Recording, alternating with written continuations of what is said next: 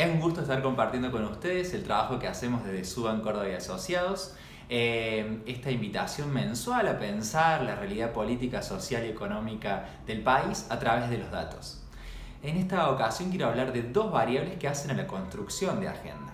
Por un lado, hemos preguntado a los argentinos cuál es el principal problema a resolver y cuál es su problema cotidiano, ¿no? El principal problema del país y el problema cotidiano. Entonces, esto vemos acá para medir las brechas entre las agendas públicas o más mediatizadas en el primer lugar y las agendas más privadas en el segundo lugar. Entonces, ¿cuáles son los principales problemas para los argentinos a resolver? Tenemos en el podio a desocupación, corrupción y educación. Mientras que si analizamos las agendas más cotidianas, a los argentinos les preocupa la desocupación, la pobreza y la inseguridad.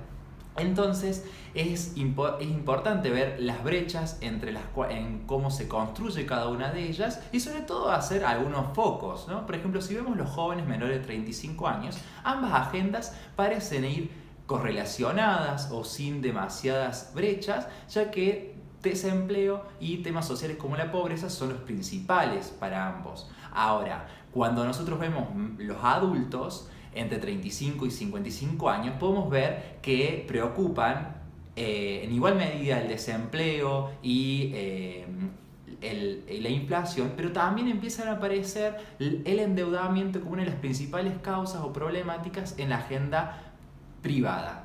Si vemos los adultos mayores por su lugar, sí, en ambas hay correlación de las agendas públicas y privadas respecto al tema de la corrupción, temas mucho más éticos.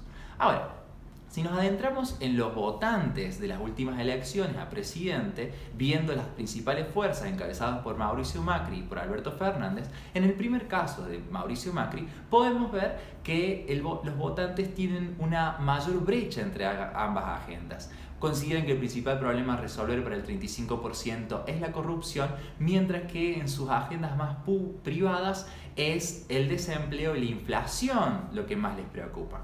En el lugar, cuando vemos a los votantes de Alberto Fernández, podemos ver que estas agendas van mucho más en paralelo y que desempleo, pobreza e inflación en ambos casos se comportan o se dimensionan por igual. Entonces, ¿qué implicancias tiene esto para pensar nuestra realidad?